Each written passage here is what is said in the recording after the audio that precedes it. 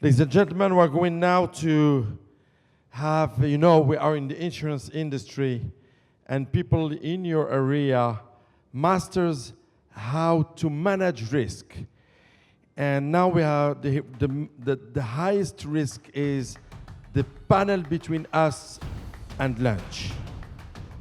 Yes, yeah, sure. I'm sure that will be the highest risk because everybody's waiting for lunch, but we have 3 panelists that will join me. I'd want to thank them very much for being here and coming to share their thoughts. Allow me to host them on the stage. Mrs. Magdalena Sarasola, who is from Global Insurtech Innovation Leader, Insurance Consultant and Technology within Willis Towers Watson. Then the Director of the Idaho Department of Insurance, Dean Cameron. Thank you for coming from overseas. And from not so far, the Partner Insurance Consulting and Strategy, PwC France, Paul-Antoine Cristofari.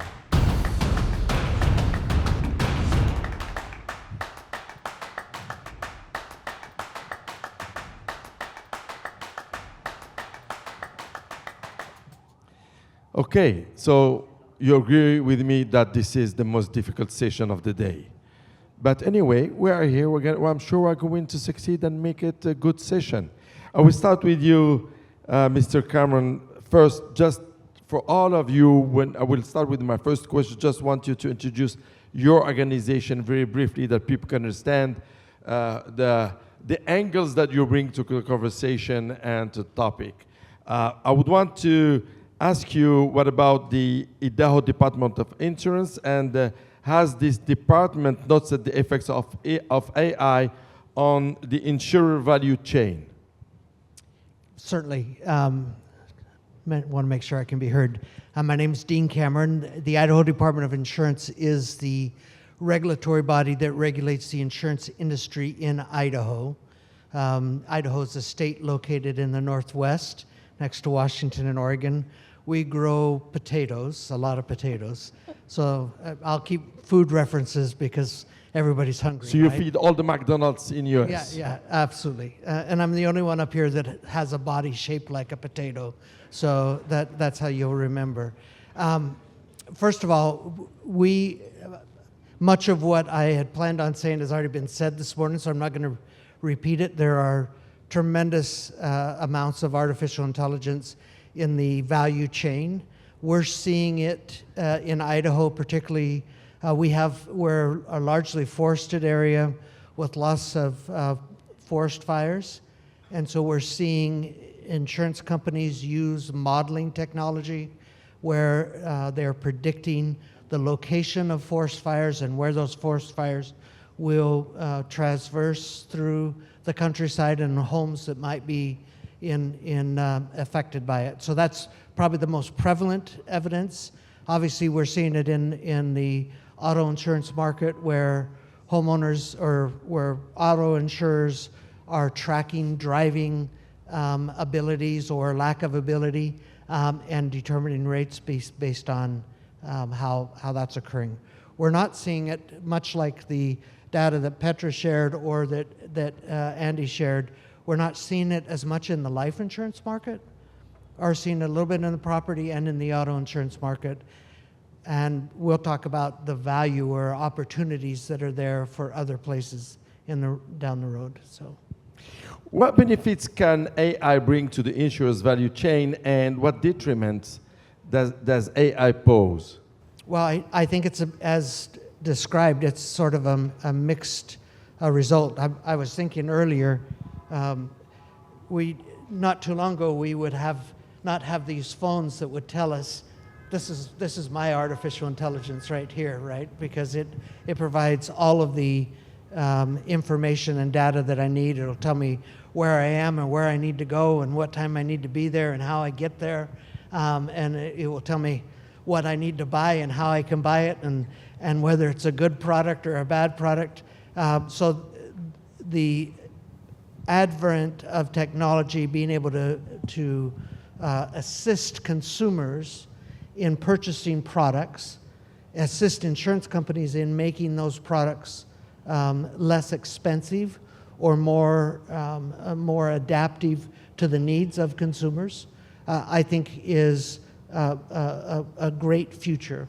As already been illustrated, there are lots of discussion points by which we have to consider how that's regulated, what information is gathered, how it's shared, how it's protected, how it's utilized. There's a lot of ethical questions, as well as the major question that I think was posed in one of our earlier speakers this morning, is it changes fundamentally how insurance is handled. Insurance typically is about sharing risk, about managing that risk and spreading that risk. Artificial intelligence has the opportunity to narrow that focus, thereby making maybe prices lower for some, more expensive for others, and so that changes that dynamic a little bit, and I think we're still trying to figure out and work through that. Thank you. I'll come back later to you to see more how do we see the future. Let me ask you, Paul-Antoine, Christophe Harry, first, just allow me to say bienvenue à Casablanca, and very happy to have you here. Has the day D come for the insurance sector? When I mean day D, what the D, which means disruption. You heard us, Bashir Bedou and I, being disrupted, trying to disrupt, trying to increase our level of disruption. Somebody is disrupting the world somewhere, the other side of the world. And does it happen already for the insurance sector? Yeah, thank you for your invitation and Mr. Salah to welcome us. And yes, I will start with taking his word. The D-Day, the disruption day has come, I believe, for insurers. I've been in the sector for years, and I've not thought that would come during my career, I would say. So at PwC, we are not growing potatoes, we are making slides. So I have one slide to share with you to illustrate what's happening on the value chain of insurers. Okay. Luckily, it's probably the same that Mr. Lee has shown a few minutes ago that you will see on the screen. But potentially that's one of the last time we're going to see the way it is presented today. One of the big changes I see that will impact the value chain, and by the way, there are many, we call them steep impacts, so steep for S for social, T, technology, E for economy, the other E for ecology, and P, political. Technology being one. The first topic, fundamentally, that we see in the insurance is the change of the core of insurance, which is risk. We have lived through a world whereby we were mutualizing idiosyncratic risk that were independent, that we could mutualize. And now we are facing systemic risk due to the combination of the hazard and the vulnerabilities. And that's a massive change to the sector, and that's why it's very important to speak about prevention, to keep possible the insurability. So that's one. The second is the fact that insurance, it's also a good news, is starting to be something that people want to consume because the behavior has changed. The technology allows the frequency of contact that was not there at the time for the insurance sector, allowing the insurers, to be a bit behind their lines of defense.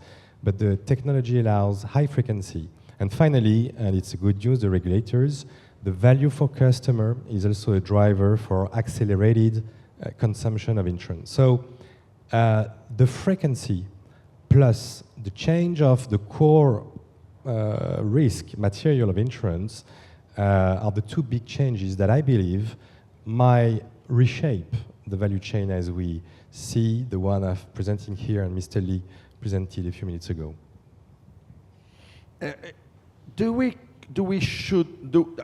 Is it really an opportunity or more threat to the sector? So it's been said up until this morning. And by the way, AI has been there for years. Since Turing in 1954. I mean, AI is there. So RPA is AI, deep learning is AI, machine learning is AI. The thing is that up until now, it was an actuary topic. It was coding, people who codes topic. So not really fancy, we're not talking about that. It has started to be visible from the people with GPT and the public, and the debate has started to shift from augmented humans, that's we discussed, to erased humans, that is potentially a threat and one of the discussions. So the benefits of AI, be it RPA, be it machine learning, has been used by actuaries to refine model for the segmentation. The generative models allowing to model a new scenario for actuaries, the ability to code and have the system speaks together for coding people, and so forth and so on. So all of that is highly beneficiary to the industry when it is used as augmenting the capacity of the people, and that's where we come to that. It needs to be, we need to talk about the people at some point. The threat is the misusage by the human of AI, like the actuary who will not control, like it was said, the numbers, the simulations, the hallucinations of the model. So it's about misuse of the modeling, misuse of the code by taking data or generating data that are not controlled. So that's a second thing to address. So this is an opportunity, this is a massive opportunity, provided that the framework and the use is there. And last point still, I want to put here into the discussion the agentic AI, which is something that we've not talked about yet, which is the capacity of AI to, in autonomy, make decision. It's not yet there, but this is something to have in the line. Yeah. To put it in the scope and think about it, absolutely, it may come very quickly. Let's see if it's coming or it's already there with you, Magda. And first, how can you define from your side the agentic AI, which is nothing to do with the Gen AI? I mean, nothing to do with my chatbot and nothing to do with my embed batuta, as I call it, that I make a lot of research and try to get a lot of topics from it. Okay, so a lot of people just use AI in a generic way, and there's different things, within the wide context of AI. As we saw, I mean, we've been doing predictive modeling for a very long time in the industry. As Petra said, we shouldn't consider that AI. It is really about, using statistical techniques to predict the future and predict outcomes. So that's not AI, although a lot of people are calling it AI these days. Why is it not AI? Because it has like a core set of statistical framework that does not allow for the actual algorithm to change, right? Those are usually linear, they always happen at the same time. So predictive modeling, not AI. Within AI, we have machine learning, and we have had it for a long time. I mean, in continental Europe, machine learning is part of the insurance industry in claims, in pricing, in underwriting, and has been there for a very long time. What happens, the difference is you take the core set out of the predictive modeling statistical techniques and you let those models learn from the data, right? And there is a learning element to it. But they're not making autonomous decisions. They're not behaving like an intelligent human. And now we're getting to the frontier of AI, which really is about the ability of these algorithms to make decisions like a human, which means sometimes they're autonomous, but sometimes they are about forecasting a wide type of outcomes, right, that are not deterministic, as in these are the 5 things that could happen, but they're stochastic. And that is a very complex way of training algorithms, and so that's what we really call AI. So I would say machine learning, it's AI, it's regulated under AI, but there is less of a liberty for an algorithm to go rogue. If we look at agents, if we look at generative AI and large language models, there is a different level of autonomy. So how do you see AI reshaping the underwriting and pricing processes, particularly in terms of risk management and pricing accuracy? So you know, when we go beyond machine learning, which we have been using in the context of risk assessment and pricing and underwriting, because it allows a very high level of predictability, we really get into a space where the question is, what can we do with these new AI techniques that we could not do 5 years ago? And that's where the change is coming. So in terms of predicting things and becoming more accurate about prices and having dynamic pricing, dynamic products, personalization, dynamic underwriting, reacting to the market very quickly, we can do that with machine learning, and a lot of companies have been doing it for a while. So now the question is, with these new techniques, what can we do? Well, we could interact directly with customers, having generative AI and large language models interacting with customers. Some players are experimenting with that. It has its risks, as we know. Sometimes, you know, ChatGPT and other large language models, they hallucinate. They give wrong answers. They get tired and forget what they were talking about. So it's not as straightforward. So there's an interaction. You know, we now have AI tools that can interact with humans in the way we communicate as humans. So that's one area.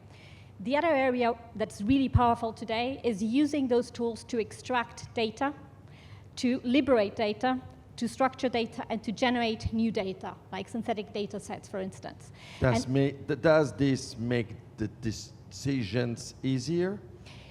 Yes and no. I mean, there's a governance element of that. I can talk about it later. Okay. But yes, it generates data where we didn't have data. It allows us to use data in a more effective way. Risks are changing. They're more interconnected. And therefore, our data is evolving very quickly and becoming obsolete very quickly. So if we're going to use historical data to predict the future and that data is obsolete, we need to do something about it. And the other thing that we're using these advanced AI systems today is to say, well, in the future, if we want agentic AI, if we want, you know, an orchestration of humans, AI tools, machine learning, etc., to work, we need machine-readable components in our systems, machine-readable contracts, machine-readable policies. And that is something that takes a long time to generate. And now, with the new tools of AI, it's becoming a lot cheaper and faster to do that. And so that's another area where true AI is being used right now. What could be the effect on humans who work in the insurance sector? Does it give them more time for other tasks? Does it help them? Is it, same question, but from another angle, is it a threat or an opportunity? I love that question. So no, I don't think AI is going to replace humans anytime soon. It may replace humans that do not want to move and learn. Yes, but it really is about augmentation and about delivering insights at the point of decision making, at the time of decision making, to very different types of decision makers: underwriters, claims handlers, pricing actuaries, reserve actuaries. So to me, it is, you know, subject matter expertise will always be necessary. That is not going to change. But we need to learn to interact with tools that are going to deliver us insights in a quicker way. So the way I usually use, the analogy I use is, instead of having 2 or 3 interns, now with AI, you might have 1,000 interns. Would you let those interns run your company, make the reserving decisions, put the pricing into the market? No, usually you don't use interns for that, right? But now you will have all of those agents and all of that input of those 1,000 virtual, interns deliver something that in scale you cannot deliver on your own. And so we need to be able to integrate that into processes, into decision-making flows, into a governed system, and that's what the industry is trying to do. I have one more question for you, because we have lot of people here in the room that are supervising or are at the head of insurance companies, and they generally struggle a bit with what we call the claims management, la gestion des sinistres. Oui. And my question is, does this kind of tools in the near future, or maybe tomorrow, in a couple of months, I don't know, are they able to work from A to Z, from the whole chain on this kind of topic, the claims management, about the quotation, about the cost, and manage risk itself, and maybe finish the file? Yes. Oh. And I would say it's very experimental, but there is one insurer in Europe that is already processing 90% of their claims function within a risk sector. 90%? 90, yes. Okay. With an agentic AI system. So agentic AI is really having autonomous agents, but they're not on their own. You have to combine them with your tools, you have to combine them with your processes, you need to learn how to communicate with them, like with interns, right? And they have spent the last 6 months articulating and orchestrating a system that allows that 90% of claims to be handled by this agentic system. It's a combination of automation, old predictive modeling, humans that know what they are doing, and agents, but it's very impressive. What level of autonomy can we predict in the future for humans in the decision making and make things smoother? You mean how much we will decide and others will decide? Yes. Well, yes. I like to think that the reason we're doing all of this is not to replace humans. Yeah. It is to make space so that we can actually close the protection gap and deal with other types of risks for which we don't have space and appetite and time right now. So I would hope that those experts will be able, once we have systems that are really able to do part of the work, the extra time will go into new risks and old risks that are changing in nature and structure. Magda, it means we need to prepare the companies and all the people who work in the sector to a new era of training. Yes. To be ready for the next step. Okay, yes. What do you want to add to that? And how can we make AI, how can we reach AI at a scale? So first, I want to reassure the CEO here in the room, because when we ask the CEO if they are happy with if they are successful with AI, 80% would say that they fail. So to ponderate the 90% autonomous execution. This is a case. This was only a case. One I know. Case. In the I know, world, and right? I can imagine what it requires to achieve this kind of target with the current system. So precisely, to be successful when doing AI, you need to be clear on your strategy. So either you are running for augmenting people or suppressing job. And there is the hidden agenda, and sometimes you say you augment and you want to suppress. But it's like a nail. A nail needs a hammer, but if you have a screw, it's different. So different AI, different objective, different area of application, you should not mix that. So when executing an AI strategy, you need to have a strategy first, and you need to implement that and know what you are doing. Second, the use case, because if 80% of the CEO have failed, then they were scared and they shoot for the use case. But the use case is a quick killer for the strategy. Because with the use case, if it's not part of a large strategy, it's just something on the fringe that you learn nothing from it. So the use case has killed the strategy. So just use case when it's part of a global strategy. And lastly, and maybe to start, you need to start with people. Because AI starts with human, it's the appropriation of human of the AI of the tool, because it's a tool, it's not a mean, and that's where the effort should be done. So rather than thinking of suppressing jobs, it's rather augmenting people and starting with people and investing in people, in training, explaining what is AI, what are the different type of AI, what are they used for, and so forth and so on. And all that to finish on in the framework that has been perfectly explained for sustainability, because in effect, AI should be part of a global strategy and being conscious of the drawbacks and part of the strategy, securing data, ethics, but I will not repeat what has been said by Yopa very clearly. Thank you very much. Magda, we're going to talk a little bit about the governance to conclude, but let me before that ask Dean Cameron about how do you see these changes playing out over the next 10 days? Let's move into the future, and how do you see that? Well, that's an interesting question, and honestly, when I was thinking about the question, I thought, well, I'm going to ask ChatGPT what they thought, and so I pulled it up. I thought it was kind of interesting.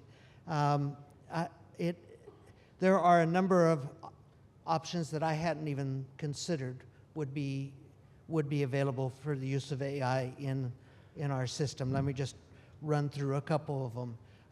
First of all, I think there's a more of an opportunity for stronger compliance as companies use artificial intelligence to make sure they're being compliant with the marketplace. Hadn't considered that one. There's a stronger opportunity for hyper-personalization of the product and kind of what you were leading to, embedded. More touchless claim system with virtual assistants. So interesting to hear the 90%. That's kind of gets our attention a little bit. I'd be interested to know of studies if that company has a higher denial rate on claims than those that are being processed by humans. So that'd be interesting. There's a number of other issues that I think, and it was talked about earlier, the public trust element. I think Petra covered that very well. Right now it's sort of the new shiny toy. Once that's been violated, will the public trust that the information that's being used, that the rate that they're being garnered on their policy is appropriate based on their own situation? That's just a few. Thank you, Dean Cameron. My last question for you is about AI's impact on the insurance value chain. How can you work, how can you support to make it a positive impact? Well, I guess the first thing that I would advance is I think insurers need to collaborate and work with their regulators. I think regulators by nature, we don't want to prevent innovation. We want to help insurers be able to underwrite appropriately. We want them to be able to process claims fast and appropriately. We want the efficiencies and all of the good things, but there's the concerns that we have to figure out how to overcome, how to address, how to make sure that there's not an inherent bias. And I would agree, predictive modeling is not AI unless your bias is showing up in that predictive modeling, or unless you're specifically, if an insurer in the United States was doing predictive modeling that had a different bias for an inner city person versus a member of a rural community, or a female versus male, et cetera. So that's where we have to be a little bit careful. And I think as regulators and as the industry, we have to work together to find out what is that code of ethics? What is that appropriate use?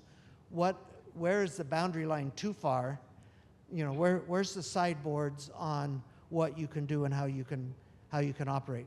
And I think, at least from my perspective, most regulators want the industry to be compliant.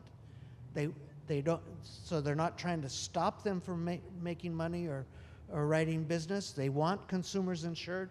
We all know that our economies are better when people are insured, and so if AI helps us get more people insured or have access to insurance coverage at a lower price, we're there. We just have to make sure and cross the T's and dot the I's. Thank you. Thank you very much, Dean Cameron. Let me come back to you. We're talking about the governance a couple of minutes ago. And my question is, how do we see this topic of governance, and how would we work to make it a robust and trusty governance? Okay, so there's like different areas of governance, right? The first one has to do with, can I explain what the model is doing? Is there bias? Is it compliant? So when we started our AI journey many years ago, we had a team saying, well, perhaps what we need are models that are perfectly explainable, not because we're translating them, which is something that you can do with AI, but because they are actually linear, right, in nature and by design, and have the predictiveness of a black box in a machine learning. So we developed something called layered GBMs. It's an algorithm that we patented. And during 3 years, we tried to find algorithms that were good for regulators. They were linear. They were perfectly explainable. And therefore, you can use them in things like pricing and rate making, because in certain jurisdictions, you need to really be able to explain what the model is doing. So that's one aspect. The second aspect is now we have AI and machine learning in claims and in product design and in customer testing and in pricing and in underwriting. And all of those models need to be transversal to the organization. And there's hundreds of models. In some organizations, thousands of models. Those models stop being predictive, stop being compliant. The data is changing, the market is changing. So you need to be able to monitor all of that. And that real estate of models, you have to monitor in an automated fashion, because it's very difficult to have your actuaries understanding what's going on in each one of those models. So the ability to have that is very important. So, Radar Vision, which is a tool we use, enables you to actually look into all of the models and say, this one stopped being compliant, this one is not generating enough, the lift is gone, this one has reacted differently to data. So those are two different angles. The third one is, how do you articulate all of this with human beings so that you go beyond the use case? I disagree that the use case, kills strategy. I think if the use case is part of learning, it actually helps strategy. And on agentic AI, we need to learn how to orchestrate all of this. What are the right tools? What are the right algorithms for what types of decisions? How small or how complex the prompting and communication needs to be. So interacting with AI and having humans understand how to leverage AI is the third part of that governance that we need to take care of. Dean Cameron was highlighting one aspect is important, is the biases that AI brings. Mm-hmm. My question for you is, how can we manage that? And is it something that may have negative impact of humans in companies, in corporate world, to bring the right service, to serve the best way their customers and society? Okay, so biases are real, and we need to look into biases and how some of these models are propagating biases. But the thing is, biases also happen in humans. And biases already are part of our data. So the question is not, is AI generating biases? It is, how do we handle those biases? I'm going to give you an example, again, with the army of interns and reserving and machine-led reserving. So we have an algorithm that allows you to do machine-led reserving. Are we using that to put together the reserves of our insurance customers? Of course not, right? But we are using it to train junior people and to recognize human biases. Okay. So every algorithm you use, you need to be very mindful of the biases it has and the biases of data it can propagate. But it's also true that our machine-led reserving tool has been able to highlight biases among reserve actuaries. Biases of, oh, I'm going to keep these assumptions because a senior guy already put them in place, and so I'm not really looking at the data. So we have like conscious and unconscious biases that these algorithms are able to show us, and if we use them to train people, it actually can be also helpful against biases. Thank you. Very short question before concluding, Paul-Antoine. We are in Casablanca. We have a global community, people coming from all over the world talk about AI, the present and the future. Is there any difference if we are in a developing country, an emerging country, industrialized country, to move forward? I think it's probably an opportunity for being, let's say, emerging or accelerating country, because one of the big topics that AI is bringing is the necessity to review quite fundamentally the IT architecture, the mainframes, the data. And when you come from an old country, traditional, where you have insurers that have not invested over the years on IT, because precisely customer were far, frequency of contact, all of that, there is a catch-up for them.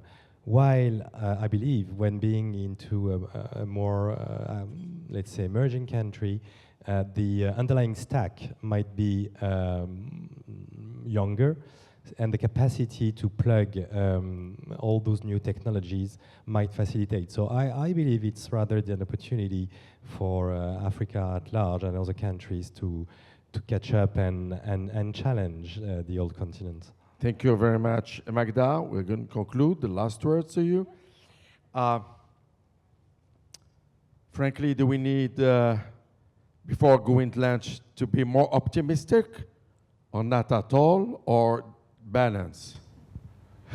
Okay, so I am very risk averse, and governance and technology keep me awake at night, but I'm also a big believer in utopias. And I think if we govern this, we do it with a strategy, and we really invest in understanding the implications of what we're doing and how we do it, there's a lot more upside than there is downside.